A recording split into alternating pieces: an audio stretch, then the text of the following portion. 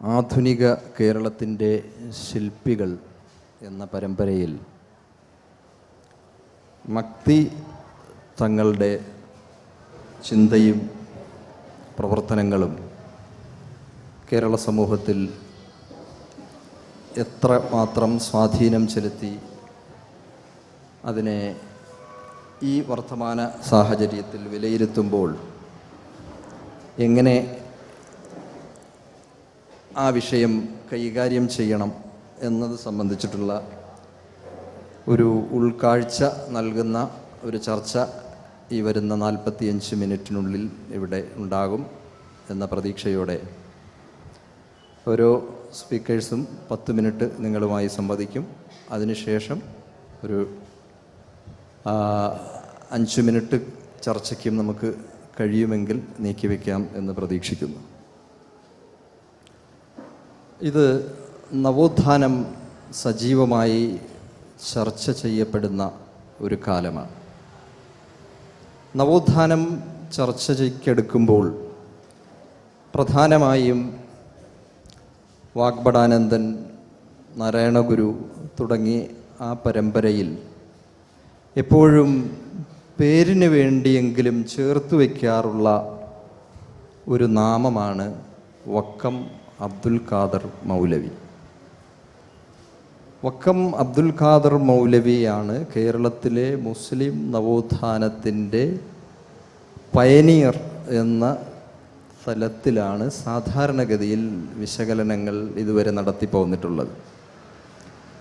പക്ഷേ വക്കം അബ്ദുൽ ഖാദർ മൗലവിയുടെ മുൻഗാമിയായിരുന്ന മക്തി തങ്ങൾ കേരളത്തിൻ്റെ പൊതുമണ്ഡലത്തിൽ ഇതുവരെ വേണ്ടവണ്ണം ചർച്ച ചെയ്യപ്പെട്ടിട്ടില്ല എന്നൊരു സാഹചര്യത്തിലാണ് നമ്മൾ ഈ വിഷയം ചർച്ചയ്ക്കെടുക്കുന്നത്. മക്തി തങ്ങൾ എൻ്റെ ഓർമ്മ ശരിയാണെങ്കിൽ 980കളിലാണ് അതും പരിമിതമായ മുസ്ലിം സർക്കിളിൽ കേരള ഇസ്ലാമിക് മിഷൻ എന്ന് പറയുന്നൊരു ഗ്രൂപ്പ് അദ്ദേഹത്തിൻ്റെ സമ്പൂർണ്ണ കൃതികൾ പ്രസിദ്ധീകരിച്ചതോടെയാണ് അദ്ദേഹം ഒരു ക്രിസ്തുമത ഖണ്ഡനത്തിൻ്റെ ആ വിഷയത്തിൽ അവഗാഹമായ പാണ്ഡിത്യമുള്ള ആഴത്തിൽ ജ്ഞാനമുള്ള ഒരു വ്യക്തിയായി, ഒരു പണ്ഡിതനായി കുറഞ്ഞ നിലയിലെങ്കിലും പരിമിതമായ നിലയിലെങ്കിലും ചർച്ചയ്ക്ക് വന്നത്. പക്ഷേ അപ്പോൾ പോലും എങ്ങനെയാണ് യഥാർത്ഥത്തിൽ കേരളീയ നവോത്ഥാനത്തിൻ്റെ നേതൃത്വത്തിലേക്ക് പ്ലേസ് ചെയ്യപ്പെടേണ്ട മക്തിയെപ്പോലുള്ളൊരു വ്യക്തി, ഒരു പണ്ഡിതൻ, അദ്ദേഹത്തെ അവതരിപ്പിച്ചവരും ഇത്തരം വിഷയങ്ങൾ കൈകാര്യം ചെയ്യുന്നവരും ആ അർത്ഥത്തിൽ മക്തിയെ പരിഗണിക്കുകയോ പഠിക്കാൻ ശ്രമിക്കുകയോ ചെയ്തിട്ടില്ല എന്ന ഒരു പരിമിതിയുണ്ട്. 912 65 വയസ്സുവരെ ജീവിച്ച് 912 മരണപ്പെട്ട വ്യക്തിയാണ് മക്തി തങ്ങൾ. മക്തി തങ്ങളുടെ കൃതികൾ ഏതാണ്ട് 35ഓളം കൃതികൾ എന്നാണ് എനിക്ക് തോന്നുന്നത് കണ്ടെടുക്കപ്പെട്ടിട്ടുണ്ട്. അതിൻ്റെ 1ാം വോള്യം കേരള ഇസ്ലാമിക് മിഷൻ പ്രസിദ്ധീകരിക്കുമ്പോൾ ഏതാണ്ട് 33 മറ്റോ കൃതികൾ, അതിനുശേഷം പുതിയ പതിപ്പിറങ്ങിയപ്പോഴാണ് 2 കൃതികൾ. അദ്ദേഹത്തിൻ്റെ കൃതികൾ യഥാർത്ഥത്തിൽ നീണ്ട ലേഖനങ്ങളാണ്. പ്രധാനമായും ഞാൻ നേരത്തെ സൂചിപ്പിച്ചതുപോലെ ബ്രിട്ടീഷ് ഭരണകാലത്ത് നിലവിലുള്ള നമ്മുടെ നാട്ടിലെ വിശ്വാസ രീതികളെയും ആചാരക്രമങ്ങളെയും പരിഹസിക്കുന്ന രൂപത്തിൽ മിഷണറിമാർ സജീവമായി പ്രവർത്തിച്ചിരുന്നൊരു കാലഘട്ടത്തിൽ ഇസ്ലാമിനെയും ഹിന്ദു മതത്തെയും പ്രതിരോധിക്കുന്ന തരത്തിലുള്ള എഴുത്തും പ്രസംഗങ്ങളും ധാരാളമായി നടത്തിയൊരു വ്യക്തിയാണ്. 30ാമത്തെ വയസ്സിൽ അദ്ദേഹം എക്സൈസ് ഇൻസ്പെക്ടറായിരുന്ന അദ്ദേഹം ജോലി രാജിവെച്ച് ആ പ്രവർത്തന മണ്ഡലത്തിൽ ഇറങ്ങിയ ആളാണ്. പക്ഷേ ഞാൻ പറഞ്ഞു വരുന്നത് അദ്ദേഹത്തിൻ്റെ ബയോഗ്രഫി അല്ല, മറിച്ച് ആ മനുഷ്യനെ നമ്മൾ ഇന്നത്തെ ഈ കണ്ടംപററി കോണ്ടെക്സ്റ്റിൽ വായിക്കാൻ ശ്രമിച്ചാൽ കേവലം ഒരു ക്രിസ്ത്യൻ മിഷണറിക്കെതിരെ അവരുടെ പ്രവർത്തനത്തെ പ്രതിരോധിക്കാനായി, അല്ലെങ്കിൽ അവരുടെ പ്രവർത്തനത്തെ പ്രതിരോധിച്ചുകൊണ്ട് തൻ്റെ വിശ്വാസത്തെ സ്ഥാപിച്ചെടുക്കാൻ ശ്രമിച്ചൊരു വ്യക്തിയല്ല, മറിച്ച് ജ്ഞാനം ആയുധമാക്കിക്കൊണ്ട്, അറിവ് ആയുധമാക്കിക്കൊണ്ട് സമൂഹത്തിൽ പ്രവർത്തിക്കുകയും ആ പ്രവർത്തനത്തിന് തൻ്റേതായ ഒരു ശൈലി സംഭാവന ചെയ്യുകയും ചെയ്തൊരു വ്യക്തിയാണ് എന്ന് നമുക്ക് മനസ്സിലാകും. ഒരു സംഗതി പ്രധാനമായി അടിവരയിട്ട് മനസ്സിലാക്കേണ്ട ഒരു കാര്യം, മക്തി തങ്ങളുടെ കൃതികളിലൂടെ കടന്നുപോയാൽ നമുക്ക് ഒറ്റ വായനയിൽ തന്നെ മനസ്സിലാകുന്നത് മിഷണറിമാരുടെ ഭാഷ അദ്ദേഹത്തിൻ്റെ എഴുത്തിനെ കാര്യമായി സ്വാധീനിച്ചിട്ടുണ്ട് എന്നുള്ളതാണ്.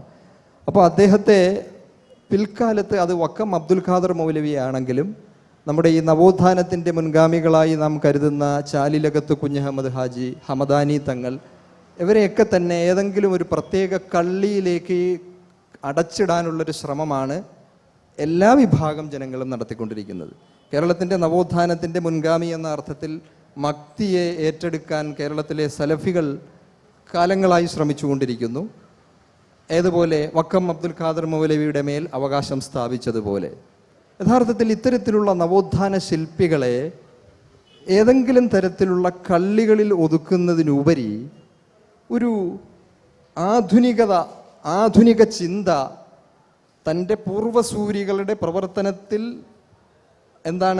ഒരു അഭിമാനം കൊള്ളുകയും കാലഘട്ടത്തിൻ്റെ ചിന്തയ്ക്കനുസരിച്ച് തൻ്റെ ചിന്തയെയും അനുഷ്ഠാനങ്ങളെയും ആചാരങ്ങളെയും പുനർനിർവചിക്കാൻ ശ്രമിക്കുകയും ചെയ്യുക എന്നത് ഏത് കാലത്തെയും ചിന്തകന്മാർ സ്വതന്ത്രമായ ചിന്തയെ എല്ലാവരും അനുവർത്തിച്ചിരുന്നൊരു സംഗതിയാണ്.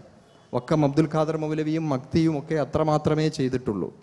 അവരെ ഒരു വിഭാഗം മക്തിയെ സലഫി അല്ലെങ്കിൽ ആ അർത്ഥത്തിൽ വരുന്ന ഒരു സ്ട്രീമിൻ്റെ വക്താവാക്കി മാത്രം ഒതുക്കാനുള്ളൊരു ശ്രമം വക്കം മൗലവിയെ ചെയ്തതുപോലെ യഥാർത്ഥത്തിൽ ഒരു മലയാളി മുസ്ലിം എങ്ങനെ ആയിരിക്കണം ചിന്തയെ, യുക്തിചിന്തയെ, സ്ത്രീ വിമോചനത്തെ, വിദ്യാഭ്യാസത്തിൻ്റെ പ്രാധാന്യത്തെ കാലഘട്ടത്തിനനുസരിച്ച് ഉൾക്കൊണ്ട പ്രതിഭാശാലിയായ ഒരു പരിഷ്കർത്താവ് എന്ന നിലയ്ക്ക് മുസ്ലിം സമുദായത്തിൻ്റെ കള്ളിയിൽ മാത്രം ഒതുക്കേണ്ടവരല്ല മക്തി തങ്ങളും അബ്ദുൽ ഖാദർ മൗലവിയും എന്നാണ് നമ്മൾ മനസ്സിലാക്കേണ്ടത്. അത്തരം കള്ളികളിൽ, അത്തരം ചട്ടക്കൂടുകളിൽ ഒതുക്കി നിർത്തപ്പെട്ട ഇവരെ യഥാർത്ഥത്തിൽ മോചിപ്പിക്കുക എന്നതാണ് ഇത്തരത്തിലുള്ള ചർച്ചകളിലൂടെ സാധ്യമാകേണ്ടത്. ആ ഒരു ചർച്ച സാധ്യമാകട്ടെ എന്ന പ്രതീക്ഷയോടെ ഷാജഹാൻ മാടമ്പാട്ടിനെ ഞാൻ ചർച്ചയ്ക്ക് ക്ഷണിക്കുകയാണ്. നമസ്കാരം. ഇപ്പം അഷ്റഫ് മുഖവുരയായിട്ട് പറഞ്ഞതുപോലെ നമ്മളിപ്പോൾ കേരളത്തിൽ ശബരിമലയായിട്ട് ബന്ധപ്പെട്ട് നടക്കുന്ന വിവാദങ്ങളുടെയൊക്കെ പശ്ചാത്തലത്തിൽ നമ്മുടെ ഭൂതകാലത്തിൽ നമ്മൾ മറന്നു പോവുകയോ വേണ്ടത്ര പരിഗണിക്കാതെ പോവുകയോ ചെയ്യുന്ന സാമൂഹ്യ പരിഷ്കരണത്തിൻ്റെയും നവോത്ഥാനത്തിൻ്റെയും ഒക്കെ ശബ്ദങ്ങളെ തിരിച്ചു പിടിക്കാനുള്ളൊരു ശ്രമത്തിൻ്റെ ഭാഗം കൂടിയായാണ് നമ്മളിന്ന് മക്തിത്തങ്ങളെക്കുറിച്ചാണെങ്കിലും വാഗ്ബടാനന്ദനെ കുറിച്ചാണെങ്കിലും നാരായണ ഗുരുവിനെ കുറിച്ചാണെങ്കിലും ഒക്കെ ഇന്ന് കൂടുതലായിട്ട് സംസാരിച്ചു കൊണ്ടിരിക്കുന്നത്. അപ്പോൾ ഇതിൽ ഇപ്പം സയ്യിദ് സനാഉള്ള മക്തിത്തങ്ങൾ, അദ്ദേഹത്തിൻ്റെ ജീവിതം, അദ്ദേഹത്തിൻ്റെ പ്രവർത്തികൾ, അദ്ദേഹത്തിൻ്റെ ഗ്രന്ഥങ്ങൾ, ഇതിനെക്കുറിച്ച് നമ്മൾ പരിശോധിക്കുമ്പോൾ ഏറ്റവും പ്രധാനമായ ചില കാര്യങ്ങൾ പൊതുവായി പറഞ്ഞു വെച്ചുകൊണ്ട് നമുക്ക് ചർച്ചയിലേക്ക് പോകാമെന്നാണ് എനിക്ക് തോന്നുന്നത്. ഒന്ന്, മലയാള ലിപിയിൽ ആദ്യമായി ഗദ്യം എഴുതുന്ന കേരള മുസ്ലിം സനാഉള്ള മക്തിത്തങ്ങളാണ്. അതുവരെ അറബി ഭാഷയിൽ, അറബി ലിപിയിൽ മാത്രം മലയാളം എഴുതിയിരുന്ന മാപ്പിളമാരിൽ നിന്ന് ഒരു പരിധിവരെ സംസ്കൃതവൽക്കരിക്കപ്പെട്ട ഒരു മലയാളം എഴുതുകയും അങ്ങനെ ആദ്യത്തെ മലയാളി മുസ്ലിം ഗദ്യകാരനായി അദ്ദേഹം മാറുന്നു എന്നുള്ളതാണ് വളരെ പ്രധാനപ്പെട്ടൊരു കാര്യം. രണ്ടാമത്തേത്, പാൻ ഇസ്ലാമിസം, അതായത് മുസ്ലിങ്ങൾ ഒരു ആഗോള സമുദായമാണെന്നും ആ നിലക്ക് ദേശഭാഷാ വ്യത്യാസങ്ങൾ അപ്രസക്തമാണെന്നുമുള്ള ഒരു ചിന്താഗതി ജമാലുദ്ദീൻ അഫ്ഗാനിയെ പോലുള്ളവരൊക്കെ പ്രചരിപ്പിച്ചിരുന്ന ഒരു ഘട്ടത്തിൽ മലയാളി മുസ്ലിമിന് തനതായൊരു സ്വത്വമുണ്ടെന്നും ആ സ്വത്വത്തിൻ്റെ അടിസ്ഥാനം മലയാള ഭാഷയാണെന്നും പറയുന്ന ഒരു പണ്ഡിതനായിരുന്നു സയ്യിദ് സനാഉള്ള മക്തിത്തങ്ങൾ. ഇത് വളരെ പ്രധാനപ്പെട്ടൊരു സംഗതിയാണ്. അതിൽ അദ്ദേഹം മതാഭിമാനം, ദേശാഭിമാനം, ഭാഷാഭിമാനം, ഈ മൂന്ന് അഭിമാനങ്ങളും ഒരേപോലെ ഒരാളിൽ വരുമ്പോഴാണ് ഒരാൾ ഒരു മലയാളി മുസ്ലിം നല്ല മുസ്ലിം ആവുന്നതെന്നാണ് അദ്ദേഹം പറയുന്നത്. മാത്രമല്ല, മലയാള ഭാഷ പഠിക്കൽ മതവിശ്വാസത്തിൻ്റെ ഒരു അവിഭാജ്യ ഘടകമാണെന്നുകൂടി അദ്ദേഹം ആ കാലഘട്ടത്തിൽ പറഞ്ഞു വെക്കുന്നുണ്ട്. മൂന്നാമതായിട്ട് ഞാൻ പറയാൻ ആഗ്രഹിക്കുന്ന ഒരു പോയിന്റ്, നമ്മൾ ഇപ്പോൾ അഷ്റഫ് പറഞ്ഞതുപോലെ വക്കം മൗലവി ആണെങ്കിലും മക്തിത്തങ്ങളാണെങ്കിലും ആ കാലഘട്ടത്തിൽ കേരളത്തിലെ മറ്റു സമുദായങ്ങളിൽ നിന്ന് ഉണ്ടായിട്ടുള്ള സാമൂഹ്യ പരിഷ്കർത്താക്കളാണെങ്കിലും ഒക്കെ തന്നെ ഇവർക്കാർക്കും വാസ്തവത്തിൽ ശരിയായ തുടർച്ചകൾ കേരളത്തിൽ ഉണ്ടായിട്ടില്ല. ചില സംഘടനകൾ അവരുടെ പൈതൃകം അവകാശപ്പെടുന്നുവെങ്കിൽ തന്നെ ഇവർ മുന്നോട്ട് വെച്ച വിശ്വാസത്തെയും ആധുനികതയെയും സമഞ്ജസമായി സമ്മേളിപ്പിക്കാനുള്ള ശ്രമങ്ങളോ അല്ലെങ്കിൽ സമൂഹത്തെ കൂടുതൽ മുന്നോട്ട് നയിക്കാനുള്ള ശ്രമങ്ങളോ ഒന്നും സംഘടനാ തലത്തിൽ അതിനുശേഷം ഉണ്ടായിട്ടില്ല. ഇപ്പോൾ നമ്മൾ വക്കം മൗലവിനെയും മക്തിത്തങ്ങളെയൊക്കെ മനസ്സിലാക്കുമ്പോൾ തന്നെയുള്ള ഏറ്റവും പ്രധാനപ്പെട്ട ഒരു പ്രശ്നം, കേരളത്തിലെ മുസ്ലിം മതസംഘടനകൾക്കിടയിലുള്ള പടലപ്പിണക്കങ്ങളുടെയും ഖണ്ഡന മണ്ഡനങ്ങളുടെയും ഒരു പശ്ചാത്തലത്തിലാണ് പലപ്പോഴും ഈ വ്യക്തിത്വങ്ങളൊക്കെ തന്നെ മനസ്സിലാക്കപ്പെടുന്നത്. കേരളത്തിലെ മുസ്ലിം മതസംഘടനകൾ ഇവരെക്കുറിച്ചൊക്കെ എഴുതുകയും പറയുകയും ചെയ്യുന്നത് വാസ്തവത്തിൽ അന്ധന്മാരെ ആനയെ കാണാൻ പോയതുപോലുള്ളൊരു സംഗതിയാണ്. കാരണം ഓരോരുത്തരും അവരവരുടെ താല്പര്യമുള്ള ചില കാര്യങ്ങൾ പറയുകയും ബാക്കി കാര്യങ്ങളെ മറച്ചു വെക്കുകയും, അല്ലെങ്കിൽ അവരിന്നെടുക്കുന്ന നിലപാടുകളോട് ഈ ആളുകൾ അന്ന് വേറെ വ്യത്യസ്തമായ അഭിപ്രായം പുലർത്തിയായതുകൊണ്ട് ഒന്നുകിൽ അവരെ പൂർണ്ണമായി തള്ളിക്കളയുകയോ ചെയ്യുന്നൊരു പ്രവണതയാണ് നമ്മളിവിടെ കണ്ടുവരുന്നത്. വാസ്തവത്തിൽ മക്തിത്തങ്ങളാണെങ്കിലും വക്കം മൗലവിയാണെങ്കിലും കേരളത്തിൽ ഇന്നുള്ള ഒരു മുസ്ലിം മതസംഘടനക്കും ഇവരെ സ്വന്തമാക്കാൻ കഴിയില്ല. കാരണം പല കാര്യങ്ങളിലും മൗലികമായിട്ട് ഇവരിൽ നിന്നൊക്കെ വ്യത്യസ്തരായിരുന്നു അവർ. മാത്രവുമല്ല, ഇവരെക്കാളൊക്കെ 100 കൊല്ലം മുമ്പ് എത്രയോ മുന്നോട്ട് ചിന്തിച്ച വ്യക്തികളായിരുന്നു ഇവർ. ഇപ്പം ഒരു ഉദാഹരണം പറഞ്ഞാൽ ഈ മലയാള ഭാഷയായിട്ട് ബന്ധപ്പെട്ടൊരു കാര്യം തന്നെ പറയാം. ഇപ്പം മലയാള ഭാഷ അദ്ദേഹം ഒരു സാംസ്കാരികമായും മതപരമായും വിശകലനം ചെയ്യുന്നുണ്ട്. സാംസ്കാരികമായി മലയാളി മുസ്ലിം കേരളത്തിൽ ജീവിക്കുന്നവരാണ്. കേരളത്തിലെ മറ്റു മലയാളികളുമായി ഒരു ഭാഷ പങ്കിടുന്ന ജനത എന്നുള്ള നിലക്ക് ഐക്യപ്പെടേണ്ടതിൻ്റെ പ്രാധാന്യമുണ്ട് എന്നുള്ള അദ്ദേഹം ഊന്നി പറയുന്നുണ്ട്. മാത്രമല്ല, ഐക്യ കേരളം എന്ന സങ്കല്പം ഇപ്പം മഹമ്മൂദിനെ പോലെ ചരിത്ര ഗവേഷകർ പറയേണ്ട ഒരു കാര്യമാണ്. ഞാൻ പറയുന്നത് ശരിയാണോ എന്ന് എനിക്ക് അറിഞ്ഞുകൂടാ. എൻ്റെ ഒരു തോന്നൽ, ഐക്യ കേരളം എന്ന സങ്കല്പം ആദ്യമായിട്ട് മുന്നോട്ട് വെക്കുന്നത് സയ്യിദ് സനാഉള്ള മക്തിത്തങ്ങളാണ്. അതായത് തിരുവിതാംകൂറിലും വടക്കേ മലബാറിലും കൊച്ചിയിലുമുള്ള മലയാളം സംസാരിക്കുന്ന ആളുകളെല്ലാം കൂടെ ഒരുമിച്ച് വരുന്ന ഒരു സാംസ്കാരിക സാമുദായിക സമുച്ചയം എന്ന് പറയുന്ന ഒരു ഐഡിയ ആദ്യമായിട്ട് വരുന്നത് മക്തിത്തങ്ങളിലാണെന്നാണ് എനിക്ക് തോന്നുന്നത്. അപ്പം അതാണ് അതിൻ്റെ സാംസ്കാരികമായൊരു തലം. ഇതിൻ്റെ മതപരമായൊരു തലം എന്ന് പറയുന്നത് വളരെ പരിഹാസത്തോടെ അദ്ദേഹം പറയുന്നൊരു കാര്യമുണ്ട്. അതെന്താണെന്ന് വെച്ച് കഴിഞ്ഞാൽ, ഖുർആൻ മുസ്ലിങ്ങൾക്ക് പഠിക്കൽ ആവശ്യമാണ്. ഖുർആൻ്റെ ഭാഷയായ അറബി അറിയുന്നത് മുസ്ലിയാക്കന്മാർക്ക് മാത്രമാണ്. എന്നാൽ മുസ്ലിയാക്കന്മാർക്ക് മലയാളം അറിയില്ല. മുസ്ലിയാക്കന്മാരുടെ പ്രസംഗം കേൾക്കുന്ന മലയാളി മുസ്ലിങ്ങൾക്കും മലയാളം അറിയില്ല. അപ്പം അറബി അറിയുന്ന മുസ്ലിയാക്കന്മാർ അറബിയിലുള്ള ഖുർആനിനെ അവർക്കറിയാത്ത മലയാളത്തിലേക്ക് പരിഭാഷപ്പെടുത്തുകയും വിശദീകരിക്കുകയും ചെയ്യുന്നു. അപ്പോൾ മുസ്ലിയാക്കന്മാർക്ക് മനസ്സിലാവുന്നില്ല ഒന്നും, നാട്ടുകാർക്കും ഒന്നും മനസ്സിലാവുന്നില്ല എന്നുള്ളൊരു പോയിന്റ് അദ്ദേഹം പറയുന്നുണ്ട്. മാത്രമല്ല, അങ്ങനെ ഒരു വാക്കുകളുടെ ഒരു പട്ടിക തന്നെ അദ്ദേഹം ഒരിക്കൽ എഴുതുന്നുണ്ട്. അതായത് മലബാറിലെ മുസ്ലിങ്ങൾ ഇതിൽ 2 തലങ്ങളുണ്ട്. എന്ന് പറഞ്ഞാൽ ഇതിൽ വിമർശിക്കപ്പെടാവുന്ന ചില കാര്യങ്ങളുണ്ട്. ഒന്ന് എന്താണെന്ന് ചോദിച്ചു കഴിഞ്ഞാൽ, ഈ ഭാഷയെക്കുറിച്ച് അന്ന് കൊളോണിയൽ ആധുനികത പുലർത്തിയിരുന്ന നല്ല ഭാഷ, ചീത്ത ഭാഷ, ഉന്നത ഭാഷ, അധമ ഭാഷ എന്നൊക്കെ പറഞ്ഞ് ഈ സങ്കല്പങ്ങൾ ആന്തരീകരിച്ച ആധുനികതയോട് പരിചയം വന്ന ഒരാളുടെ കാഴ്ചപ്പാട് കൂടിയാണത്. അപ്പോൾ ആ നിലക്ക് വളരെ സമഗ്രമായിട്ട് ഇത്തരം ആളുകളെ മനസ്സിലാക്കൽ ആവശ്യമാണ് എന്ന് മാത്രം പറഞ്ഞ് ഞാൻ മറ്റുള്ളവർക്ക് സംസാരിക്കാൻ അവസരം കൊടുക്കാതിരുന്നുണ്ടല്ലോ. Doctor Mahmood curia. നമസ്കാരം. മക്തിത്തങ്ങളെക്കുറിച്ച് ആധുനിക കേരളത്തിൻ്റെ ശില്പി എന്നുള്ള രീതിയിലുള്ള ഒരു പാനലിൽ ഒരല്പം വ്യത്യസ്തമായ ചില കാര്യങ്ങൾ നിങ്ങളുമായി സംവദിക്കാനാണ് ഞാൻ ആഗ്രഹിക്കുന്നത്. ഒന്നാമത്, ഈ സദസ്സിനെ അഭിമുഖീകരിക്കുമ്പോൾ ഒരു വലിയൊരു വ്യത്യാസം തോന്നുന്നത് ഒരു ആൺപെൺ വ്യത്യാസമാണ്. അതായത് ഈ പാനലടക്കം പൊതുവെ കഴിഞ്ഞൊരു 4-5 വർഷമായിട്ട് ഞാൻ എപ്പോഴും ശ്രദ്ധിക്കാറുള്ളത്, ആണുങ്ങൾ മാത്രമുള്ള പാനലിൽ ഒരിക്കലും പങ്കെടുക്കില്ല എന്ന് ഞാൻ മാത്രമല്ല, ആയിരക്കണക്കിന് പ്രമുഖരും അപ്രമുഖരുമായിട്ടുള്ള ഒരുപാട് ആൾക്കാർ ഒരു പ്ലെഡ്ജ് എടുത്തിട്ടുണ്ട്. അപ്പോൾ ഓൺലൈനിലൊക്കെ പോയാൽ നിങ്ങൾക്കൊക്കെ എടുക്കാം. പക്ഷെ കേരളത്തിൽ എത്തുമ്പോഴേ അതൊരിക്കലും സാധ്യമാവാറില്ല. അപ്പോൾ ഈ ഒരു കേരളത്തിലാണെങ്കിൽ സ്ത്രീ പുരുഷ അനുപാതത്തിൽ സ്ത്രീകളാണ് മുന്നിൽ നിൽക്കുന്നത് എന്ന് പറയുകയും അതേസമയം മറ്റുള്ള പൊതു ഇടങ്ങളിലെത്തുമ്പോൾ അവരെ പലപ്പോഴും കാണാതാവുകയും ചെയ്യുന്ന ഒരു പ്രവണത പൊതുവെ നമുക്ക് കാണാറുണ്ട്. അപ്പോൾ ഏതാണെങ്കിലും മക്തി തങ്ങളെ ഒരു ജെൻഡർ പെർസ്പെക്റ്റീവിൽ ഒരു എങ്ങനെ അപ്രോച്ച് ചെയ്യുമ്പോൾ പ്രത്യേകിച്ച് മക്തി തങ്ങളെന്ന് മാത്രമല്ല ആധുനിക കേരളത്തിൻ്റെ അല്ലെങ്കിൽ കേരളത്തിൻ്റെ ആധുനികതയെയും നവോത്ഥാനത്തെയും ഒരു ലിംഗ പശ്ചാത്തലത്തിലൂടെ നമ്മൾ നോക്കുകയാണെങ്കിൽ വളരെ പ്രശ്നബന്ധിതമായ ഒരുപാട് കാര്യങ്ങളാണ് നമുക്ക് കാണാൻ കഴിയും. അപ്പോൾ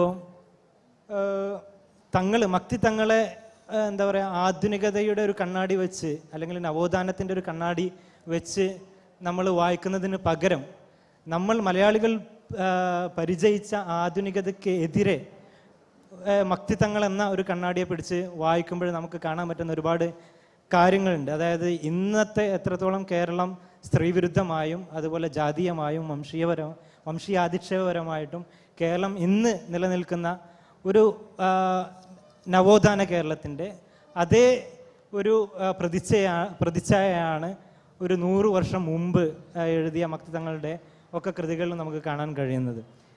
അപ്പോൾ ഒന്നാമത് മക്തി തങ്ങളെ ഞാൻ മുമ്പ് പഠിക്കുന്നത് മരുമക്കത്തായം, ഞാൻ ഈയിടെയായി ഗവേഷണം നടത്തിക്കൊണ്ടിരിക്കുന്നത് മരുമക്കത്തായത്തെക്കുറിച്ചാണ്. അപ്പം മക്തി തങ്ങൾ മരുമക്കത്തായത്തെക്കുറിച്ച് എഴുതിയിട്ടുണ്ട്. അത് വായിച്ചിട്ടാണ് ഞാൻ അദ്ദേഹത്തെ മുമ്പ് വായിക്കുന്നത്. പക്ഷേ ഈ ഇടയായിട്ടാണ് അദ്ദേഹത്തിൻ്റെ സമ്പൂർണ്ണ കൃതികളെല്ലാം എടുത്ത് അദ്ദേഹത്തിൻ്റെ ഒരു ലൈഫ് പ്രൊജക്റ്റ് എന്തായിരുന്നു എന്നുള്ള രീതിയിലുള്ള ഒരു അപ്രോച്ച്, അതിനു വേണ്ടിയുള്ള ഒരു ശ്രമം നടത്തുന്നത്. അപ്പോൾ ഇതിനു മുമ്പ് ഒരുപാട്, പ്രത്യേകിച്ച് എൻ്റെ സുഹൃത്തുക്കളായിട്ടുള്ള ഒരുപാട് പേര് മക്തി തങ്ങളുടെ കുറിച്ച് ഗഹനമായ പഠനങ്ങൾ നടത്തിയിട്ടുണ്ട്. നിയാസ് അഷ്റഫ്, ES അസ്ലം, അതുപോലെ സാലിഹ് തുടങ്ങിയിട്ടുള്ള ഒരുപാട് പേര് പഠിച്ചിട്ടുണ്ട്. എൻ്റെ ഒരു ഇങ്ങനെയുള്ളൊരു ജെൻഡർ പെർസ്പെക്റ്റീവിൽ മക്തി തങ്ങളെ കാണുമ്പോൾ ഏതൊക്കെ തരത്തിലുള്ള പ്രശ്നങ്ങളാണ്, അതുമായി ബന്ധപ്പെട്ടൊരു 4-5 കാര്യങ്ങൾ മാത്രം ചുരുങ്ങിയ സമയത്തിൽ പറയാമെന്നാണ് ഞാൻ ഉദ്ദേശിക്കുന്നത്. തീർച്ചയായും മലയാള ഭാഷക്കും അതുപോലെ മതപഠനത്തിനും മതേതര പഠനത്തിനും മക്തി തങ്ങൾ പ്രാമുഖ്യം നൽകിയിട്ടുണ്ട്. ഷാജഹാൻ പറഞ്ഞതുപോലെ അദ്ദേഹം നൽകിയിട്ടുള്ള സംഭാവനകൾ മുസ്ലിം വിദ്യാഭ്യാസത്തിനും മുസ്ലിം എന്താ പറയുക സാമൂഹ്യ പരിഷ്കരണത്തിനും അദ്ദേഹം നൽകിയിട്ടുള്ള സംഭാവനകൾ വളരെ വിലപ്പെട്ടത് തന്നെയാണ്. അദ്ദേഹത്തെ അഷ്റഫ് പറഞ്ഞതുപോലെ അദ്ദേഹത്തെ ഇന്നത്തെ സംഘടനകളുടെയും അതുപോലെ പ്രത്യയശാസ്ത്രങ്ങളുടെയും ഐഡിയോളജികളുടെയും കള്ളികൾ വെച്ചുകൊണ്ടല്ല നമ്മൾ വായിക്കേണ്ടത്. ഒരു ചരിത്ര വിദ്യാർത്ഥി എന്നുള്ള നിലക്ക് ഞാൻ പറയുക, അദ്ദേഹത്തെ വായിക്കേണ്ടത് അദ്ദേഹത്തിൻ്റെ തന്നെ വാക്കുകളിലൂടെയാണ്. അങ്ങനെ വായിക്കുമ്പോൾ നമ്മൾ അദ്ദേഹത്തെക്കുറിച്ച് പറഞ്ഞു വരുന്ന ഒരുപാട് എന്താ പറയുക, ഒരുപാട് ഒരു ഓറ ഉണ്ട്. അതിൽ നിന്ന് വളരെ വ്യത്യസ്തമായ ഒരു ഇമേജാണ് മക്തി തങ്ങൾക്ക് കുറിച്ച് നമുക്ക് കാണാൻ കഴിയുന്നത്. ഇദ്ദേഹത്തിൻ്റെ വലിയൊരു സംഭാവന തീർച്ചയായും ഈ മിഷണറികൾക്കെതിരെയുള്ള ഒരു പോരാട്ടമാണ്. ക്രിസ്ത്യൻ പൗരോഹിത്യത്തിനെതിരെ, പ്രത്യേകിച്ച് അജ്ഞതയും അതുപോലെ ദാരിദ്ര്യവും ചൂഷണം ചെയ്ത് എന്താ പറയുക മതം വിൽക്കാൻ വേണ്ടി ശ്രമിക്കുന്ന പാതിരിമാർക്കെതിരെ നടത്തുന്ന പൗരോഹിത്യത്തിൻ്റെ അതേ നാണയത്തിൽ തന്നെ തിരിച്ചടിക്കുന്ന ഒരു ശ്രമമാണ് അദ്ദേഹം കാര്യമായിട്ട് ചെയ്തിട്ടുള്ളത്.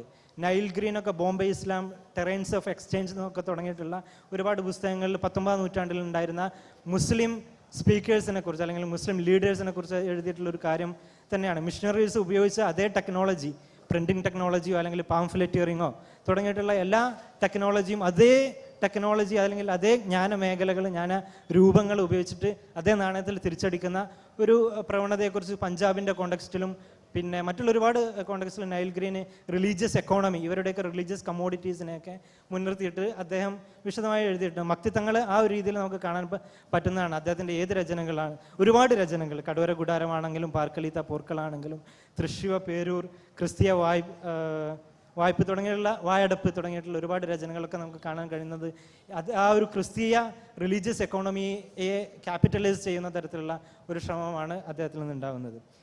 അപ്പോൾ ഇദ്ദേഹത്തിൻ്റെ വലിയൊരു ശ്രമമായിട്ട് എനിക്ക് ഈ ക്രിസ്തീയ മിഷണറിമാരുമായിട്ടുള്ള ഏറ്റുമുട്ടലിലെ അല്ലെങ്കിൽ വാദപ്രതിവാദങ്ങളുടെ ഒരു പ്രോട്ടോടൈപ്പ് ഇദ്ദേഹം കൊണ്ടുവരുന്നതിൻ്റെ ഇതിൽ നിന്ന് വ്യത്യസ്തമായിട്ട് അദ്ദേഹം കൊണ്ടുവരുന്ന ഒരു പ്രധാന കാര്യം എന്ന് പറയുന്നത് മുസ്ലിങ്ങളെ ഒരു ഏകശിലാത്മക രൂപത്തിലേക്ക് അല്ലെങ്കിൽ രൂപഘടനകളിലേക്ക് കൊണ്ടുവരാൻ ശ്രമിക്കുന്നുള്ള പ്രാദേശികമായ വൈവിധ്യങ്ങളെയും മതപരമായ വൈവിധ്യങ്ങളെയും ഭാഷാപരമായ വൈവിധ്യങ്ങളെയും നിഷ്കാസനം ചെയ്ത് ഒരു അദ്ദേഹം വിശ്വസിച്ച ശുദ്ധമതമെന്നും അതുപോലെ അദ്ദേഹം വിശ്വസിച്ച ശുദ്ധ ഭാഷയെന്നുമൊക്കെ ഉള്ള ഫ്രെയിമുകളിലേക്ക് കൊണ്ടുവരാനാണ് അദ്ദേഹം ശ്രമിച്ചിട്ടുള്ളത്. അപ്പോൾ അദ്ദേഹത്തിൻ്റെ ഒരുപാട് വിഖ്യാതമായ ഒരുപാട് പ്രസ്താവനകളുണ്ട്. അത് പല നിലക്കും അതിനെ വായിക്കാം. നവോത്ഥാനത്തിൻ്റെ ഫ്രെയിം വെച്ചിട്ട് ഇതുപോലുള്ള ഒരു ഏകശിലാത്മക ഘടനകളുടെ ഭാഗമായിട്ട് ചില പ്രസ്താവനകളെ വായിക്കാം.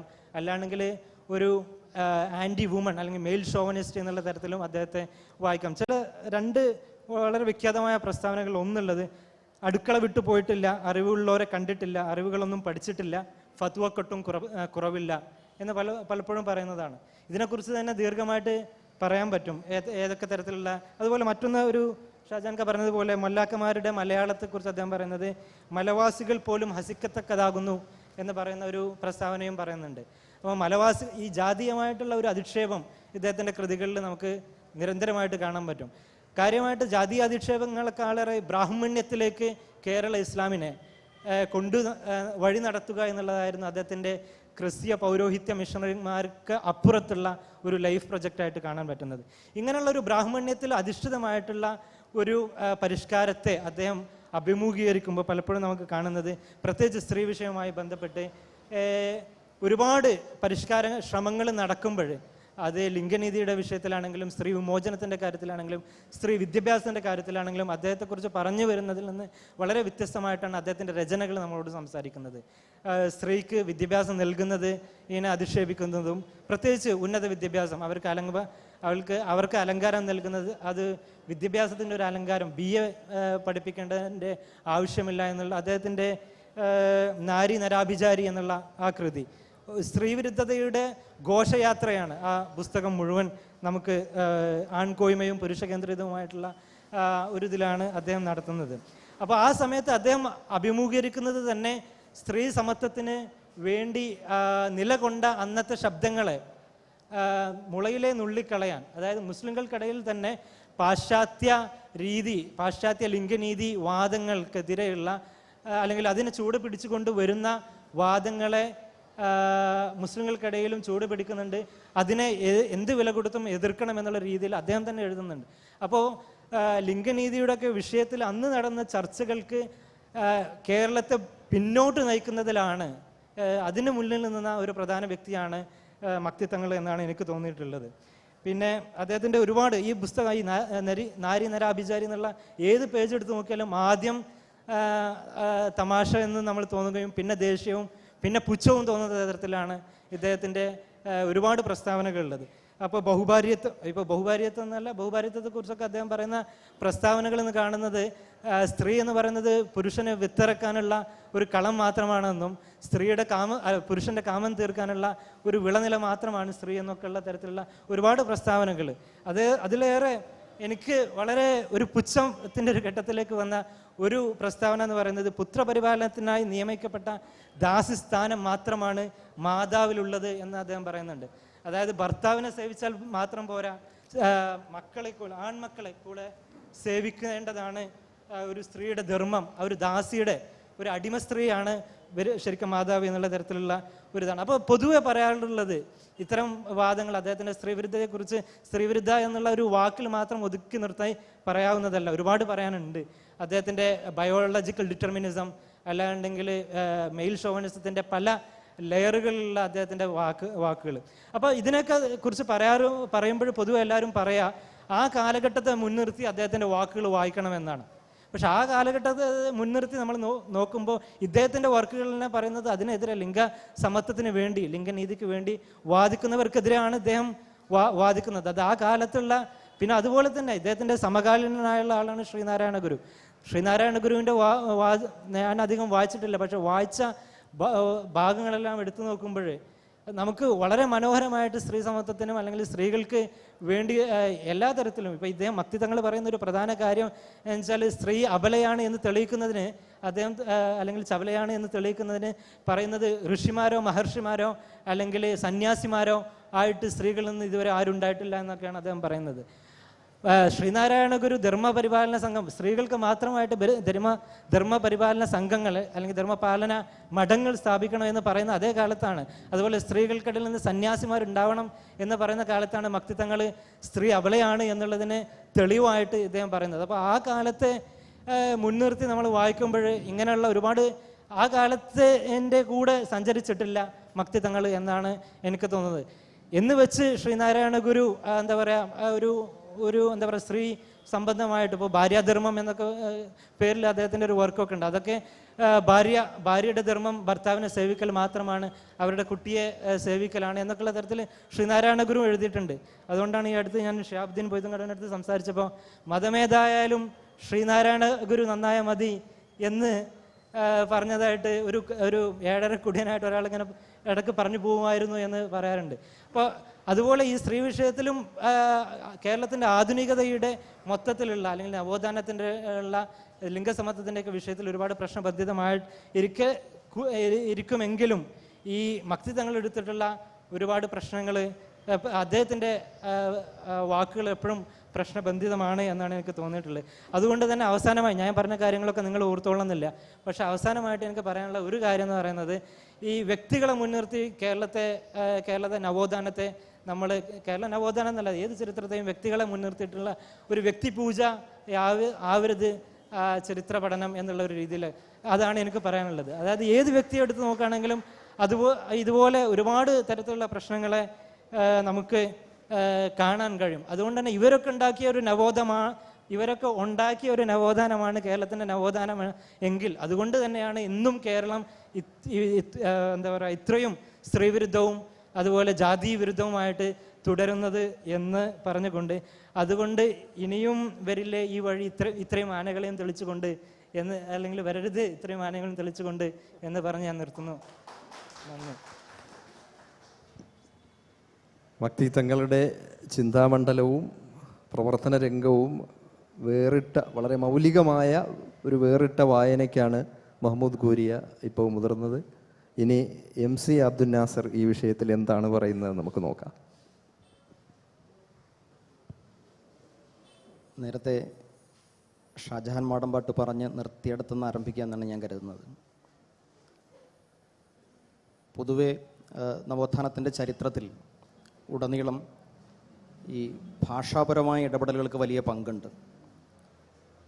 നമ്മൾ പറയാറുണ്ട് ഡാൻഡെ അന്ന് ഏറ്റവും പ്രാബല്യമുണ്ടായിരുന്ന ലാറ്റിൻ ഉപേക്ഷിച്ച് ഇറ്റാലിയൻ ഭാഷയിൽ കാവ്യരചന നിർവഹിക്കുന്നതും ലൂത്തറിൻ്റെ ബൈബിൾ വരുന്നതും ഒക്കെ നവോത്ഥാനത്തിൻ്റെ ആദ്യ അടയാളങ്ങളായി പലപ്പോഴും നമ്മൾ പറയാറുണ്ട്. അതിനകത്ത് നിലവിൽ നിൽക്കുന്ന ഒരു ശ്രേഷ്ഠ ഭാഷയെ തിരസ്കരിക്കുകയും കൂടുതൽ ജനകീയമായ ഭാഷകളെ സ്വീകരിക്കുകയും ചെയ്യുന്നതാണ് നവോത്ഥാനത്തിൻ്റെ അല്ലെങ്കിൽ കൂടുതൽ ആളുകൾക്ക് ഇടപെടാൻ കഴിയുന്ന ഭാഷകളിലേക്കുള്ള പ്രവേശത്തിൻ്റെ സാധ്യതകൾ ഉപയോഗിക്കുന്നതാണ് നവോത്ഥാനത്തിൻ്റെ അടയാളമായി നമ്മൾ പറഞ്ഞു വരാറുള്ളത്. പക്ഷേ കേരളത്തിൽ മലയാളത്തെ മാതൃഭാഷയായ മലയാളത്തെ ഉപയോഗിക്കുന്ന ഭാഷയെ ഉദാത്തീകരിച്ച് അതിനെ ഉപയോഗിക്കുന്നതിൽ അങ്ങേയറ്റം പ്രബോധനാത്മകമായ പങ്ക് വഹിച്ചിട്ടുള്ള ഒരാൾ എന്നുള്ള നിലയിൽ മക്തി തങ്ങളെ നമ്മൾ ഇത്തരത്തിൽ ഭാഷയിൽ നടത്തിയ ഇടപെടലുകളുടെ പേരിൽ നമ്മൾ നവോത്ഥാനത്തിൻ്റെ വക്താവായി ഉയർത്തി കാണിക്കാറുണ്ട്. യഥാർത്ഥത്തിൽ ഒരുപക്ഷെ ഡാൻഡെയോ ലൂത്തറോ ഒക്കെ ചെയ്തതിൻ്റെ വിപരീതമായൊരു യുക്തിയിലാണ് മക്തി തങ്ങൾ ഭാഷയിൽ ഇടപെട്ടിട്ടുള്ളത്. അവിടെ ഒരു ശ്രേഷ്ഠ ഭാഷയെ തിരസ്കരിച്ചുകൊണ്ട് ജനകീയമായൊരു ഭാഷയെ ജനങ്ങളുടെ ജീവൽ പ്രധാനമായൊരു ഭാഷയെ പകരം റീപ്ലേസ് ചെയ്യുകയാണ് ചെയ്തതെങ്കിൽ ഇവിടെ അപ്പോഴേക്ക് ശ്രേഷ്ഠ ഭാഷയുടെ സ്വഭാവത്തിലേക്ക് കടന്നു വന്നിട്ടുള്ള ഹെജിമണൈസ് ചെയ്യപ്പെട്ട ഒരു മലയാളത്തെ അന്നത്തെ കേരളത്തിലെ മുസ്ലിങ്ങൾ ഉപയോഗിച്ചിരുന്ന ഒരു ദേശീയ ഭാഷ അതിൻ്റെ എല്ലാ കുറവുകളെയും എടുത്ത് പർവ്വതീകരിച്ചുകൊണ്ട് തന്നെ പലപ്പോഴും അത് പർവ്വതീകരിക്കുന്നുണ്ട് അദ്ദേഹം പർവ്വതീകരിച്ചുകൊണ്ട് തന്നെ അതിനെ തിരസ്കരിക്കാൻ ആവശ്യപ്പെടുകയും ഈ ഭാഷയിലേക്ക് പ്രവേശിക്കാൻ ആവശ്യപ്പെടുകയും ചെയ്യുകയാണ് ചെയ്യുന്നത്. അതൊരു നേരത്തെ സൂചിപ്പിച്ചതുപോലെ യൂറോപ്പിൽ നടന്ന നവോത്ഥാനത്തിലെ ഭാഷാ ഇടപെടലുകളുടെ വിപരീത യുക്തിയിലാണ് അത് നിൽക്കുന്നത്.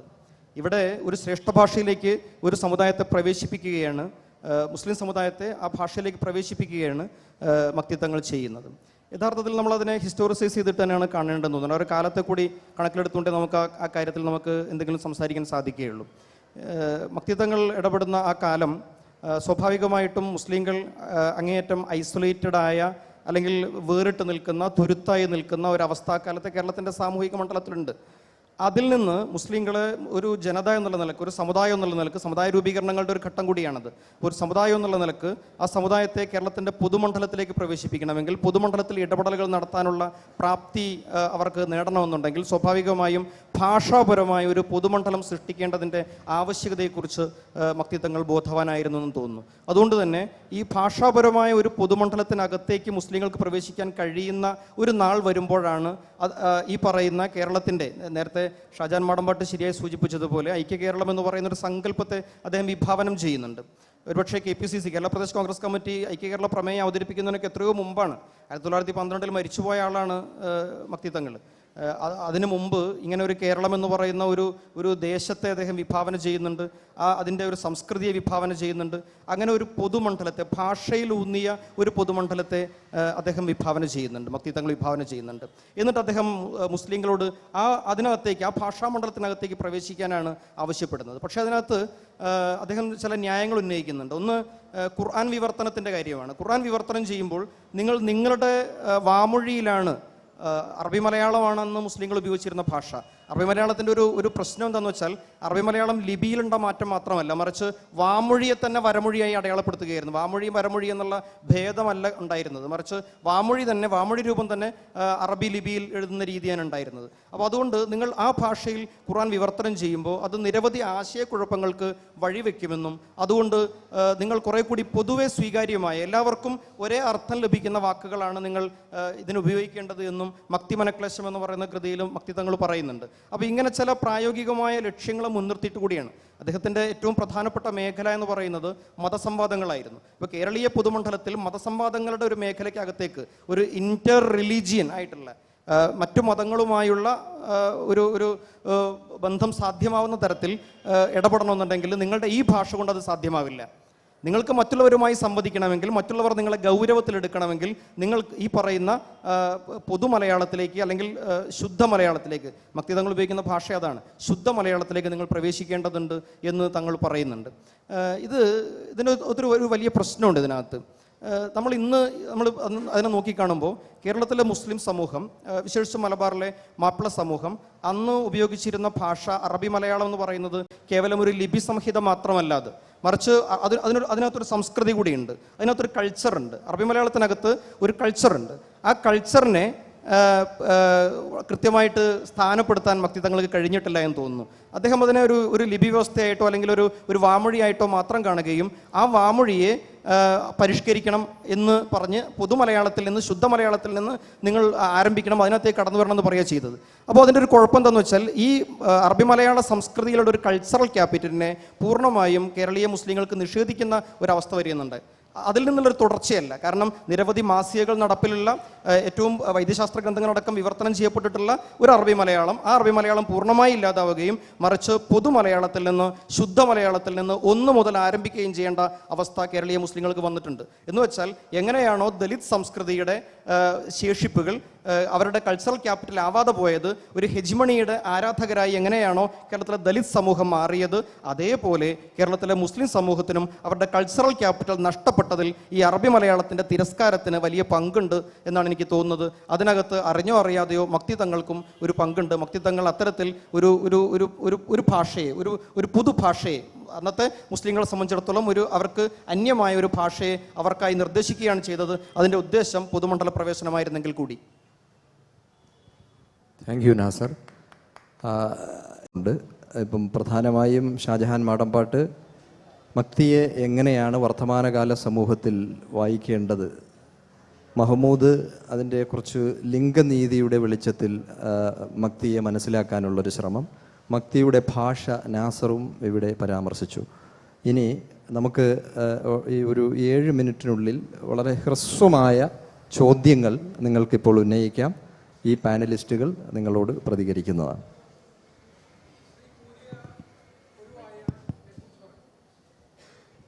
ഹലോ. കൂരിയ വായിച്ച മക്തിത്തങ്ങൾ, ഷാജഹാൻ, കടക്കൽ, ഇവരൊക്കെ പറഞ്ഞ ഒരു രീതിയുണ്ട്. ഇതിൻ്റെ അകത്ത് വരുമ്പോൾ ഭാഷാപരമായിട്ടുള്ളതിലും ഐക്യ കേരളവുമായി ബന്ധപ്പെട്ട സംഗതികളിലൊക്കെ ഒരു പുരോഗമനത്തിൻ്റെ സംഗതി കാണുമ്പോൾ തന്നെ ലിംഗപരമായ വിഷയത്തിൽ അദ്ദേഹം വേറൊരു രീതിയിലാണ് ചിന്തിച്ചത് എന്നുള്ള രീതിയിലാണ് ശ്രീ കുര്യയുടെ വാദമുണ്ടായത്. അത് ശരിയാവും തെറ്റാകും അതല്ല ഞാൻ ഉദ്ദേശിക്കുന്നത്. മോഡറേറ്ററും ഷാജഹാനൊക്കെ ഉൾപ്പെടെയുള്ള ആളുകൾ ഈ വിഷയത്തിൽ നിങ്ങളുടെ തന്നെ അഭിപ്രായം ഒന്ന് പറഞ്ഞാൽ നന്നായിരുന്നു. ഷാജഹാനിലെ സമയം കുറവായതുകൊണ്ട് ഞാൻ ചുരുക്കി പറയാം. ഇവർ രണ്ടുപേരും പറഞ്ഞ കാര്യങ്ങളോട് എനിക്ക് സാമാന്യമായി യോജിപ്പാണുള്ളത്. ഇപ്പം പക്ഷേ ആ കാലഘട്ടത്തിൽ നമ്മൾ ഈ നവോത്ഥാന നായകർ അല്ലെങ്കിൽ പരിഷ്കർത്താക്കർ എന്ന് പറയുന്നവരെയൊക്കെ പരിശോധിക്കുമ്പം നമ്മൾക്ക് ഇങ്ങനെയുള്ള ഒരുപാട് വൈരുദ്ധ്യങ്ങൾ നമ്മൾ എപ്പോഴും കാണേണ്ടി വരാറുണ്ട്. ഇപ്പം സ്ത്രീകളുമായിട്ട് ബന്ധപ്പെട്ട വിഷയങ്ങളിൽ അദ്ദേഹത്തിൻ്റെ ഭാഷയോ അദ്ദേഹം പറയുന്ന കാര്യങ്ങൾ മഹമ്മൂദ് പറഞ്ഞതുപോലെ ഇന്ന് അന്നത്തെ സാഹചര്യം വെച്ചാണെങ്കിൽ പോലും അംഗീകരിക്കാൻ പ്രയാസമുള്ള നിലക്കുള്ള സംഗതിയാണ്. നാരി നരാഭിചാരിയാണ് അതിൽ പ്രധാനമായിട്ട്. പിന്നെ മരുമക്കത്തായിട്ട് ബന്ധപ്പെട്ട് മുപ്പരെഴുതുന്ന കാര്യങ്ങളിലൊക്കെ അതാണ് വരുന്നത്. ഇതിലിപ്പം പിന്നെ MC നാസർ പറഞ്ഞ കാര്യത്തിൽ എനിക്ക് ചെറിയ അഭിപ്രായ വ്യത്യാസങ്ങളുണ്ട്. ഒന്നാമത്തെ കാര്യം എന്താണെന്ന് വെച്ച് കഴിഞ്ഞാൽ ഈ അറബി മലയാളം നിലനിന്നിരുന്ന ആര്യൻ എഴുത്ത് ഹറാമാണെന്ന് വിശ്വസിച്ചിരുന്ന, ഇംഗ്ലീഷ് നരക ഭാഷയാണ് എന്ന് വിശ്വസിച്ചിരുന്ന ഒരവസ്ഥയിൽ നിന്ന് കേരളത്തിലെ മുസ്ലിം സമുദായം മുന്നോട്ട് വരിക എന്നുള്ളത് ചരിത്രപരമായ ഒരു ആവശ്യമായിരുന്നു. ആ പ്രക്രിയയുടെ ഭാഗമായി നിർഭാഗ്യവശാൽ സംഭവിച്ചൊരു സംഗതി, സലഫി സ്വഭാവമുള്ളൊരു ചിന്താധാരയാണ് ഈ സംഗതിയെ പിന്നീട് മുന്നോട്ട് കൊണ്ടുപോകുന്നത്. അതുകൊണ്ട് തന്നെ ഇത്തരം പോസിറ്റീവ് സംഗതികളെ നമ്മൾ ആർജിച്ചെടുക്കുമ്പോൾ തന്നെ നമ്മുടെ കൾച്ചറൽ ക്യാപിറ്റൽ നഷ്ടപ്പെടാതെ സൂക്ഷിക്കാനുള്ള അവസരം നമുക്ക് നഷ്ടപ്പെട്ടു പോയി. അത് ആ നവോത്ഥാനം എന്ന് നമ്മൾ വിളിക്കുന്ന ആ ആദ്യകാല ആളുകൾക്ക് ഉണ്ടായ തുടർച്ച സെലഫി സ്വഭാവമുള്ളൊരു തുടർച്ച ആയതുകൊണ്ടാണ് നിർഭാഗ്യവശാൽ മലയാളി മുസ്ലിമിന് അവൻ്റെ കൾച്ചറൽ ക്യാപിറ്റൽ നഷ്ടപ്പെട്ടതെന്നാണ് ഞാൻ വിചാരിക്കുന്നത്. ഒരു മിനിറ്റിൽ ഞാൻ പറയാം. പ്രത്യേകിച്ച് മഹമ്മൂദ് പറഞ്ഞ വിഷയം കേരളത്തിൻ്റെ മഹാസൗഭാഗ്യമായിട്ടാണ് ഞാൻ നാരായണ ഗുരുവിനെ കരുതുന്നത്. അതേസമയം നാരായണ ഗുരുവിൻ്റെ സമ്പൂർണ്ണ കൃതികൾ വായിക്കുമ്പോൾ, പ്രത്യേകിച്ചും T. ഭാസ്കരൻ വ്യാഖ്യാനം എഴുതിയ സമ്പൂർണ്ണ കൃതി വായിക്കുമ്പോൾ അങ്ങേയറ്റം സ്ത്രീവിരുദ്ധമായ ഒരുപാട് ആശയങ്ങളും ഭാഷാപ്രയോഗങ്ങളും അദ്ദേഹത്തിൻ്റെ 3 കൃതികളിൽ എമ്പാടും നിറഞ്ഞു നിൽക്കുന്നുണ്ട്. അവരെയൊക്കെ പക്ഷേ അത് അദ്ദേഹത്തിൻ്റെ ചരിത്രപരമായ റോളിനെ, അത് മക്തിയുടെ വിഷയത്തിലും സമാനമായ കാഴ്ചപ്പാടാണ്, നമുക്കൊരിക്കലും നിഷേധിക്കാൻ കഴിയില്ല എന്നുള്ളതാണ് എനിക്ക് തോന്നിയിട്ടുള്ളത്. ചോദ്യം ഉണ്ടെങ്കിൽ ഇനി പെട്ടെന്ന്.